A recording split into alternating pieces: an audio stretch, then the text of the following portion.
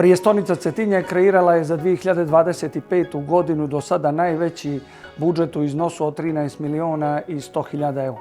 Budžet za 2025. godinu, osim snažne razvojne, ima pažljivo i sa posebnim senzibilitetom kreiranu socijalnu komponentu. Osim programa Vrtić za sve, kojim je Crnogorska Prijestolnica postala prva opština u Crnoj Gori koja pokriva troškove vrtića za sve cetinske mališane, medicinski potpomognute oplodnje, podrške licima sa invaliditetom i novog socijalnog servisa koji podrazumijeva vozilo koje će besplatno prevoziti penzionere iz našeg grada. Za 2025. godinu pripremili smo novi socijalni servis koji podrazumijeva sufinansiranje troškova stanarine, dakle zakupa stana za mlade bračne parove. Cijelimo da ćemo novim programom pružiti snažnu podršku mladim bračnim parovima u formiranju porodice i ostvarivanju pune egzistencije u našem gradu.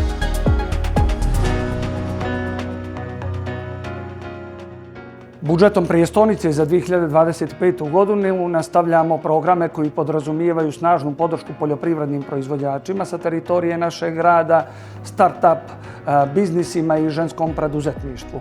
Ovi programi su u prethodnim godinama dali očekivane efekte i nadamo se da će u 2025. ove strukture ekonomski gledano iskoristiti benefite planiranih programa i da ćemo zajednički kroz kreiranu podršku raditi na otvaranju novih radnih mjesta na teritoriji Prijestolnice. Ono što je posebno važno u okviru budžeta za 2025. godinu jeste da nastavljamo još snažniju podršku cetinskim sportskim kolektivima i pojedincima. Dakle, u ovoj godini se izdvajanja za sport povećavaju na čak 1.170.000 eura.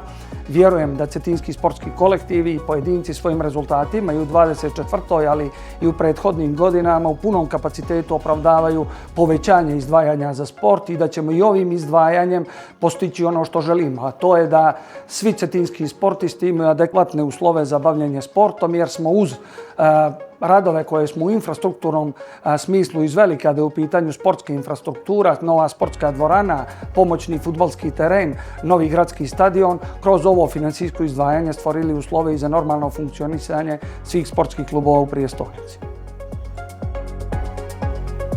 Vrlo važna komponenta budžeta Prijestolnice za 2025. godinu jeste sufinansiranje radova na obnovi fasada, oluka i drugih zajedničkih dijelova stambenih zgrada u Prijestolnici. Ono što je posebno važno za istaći jeste da smo kroz izmjenu odgovarajućih odluka stvorili uslove da sufinansiranje od strane Prijestolnice ka skupštinama stanara bude u mnogo većem procentu nego što je to bio slučaj do sada.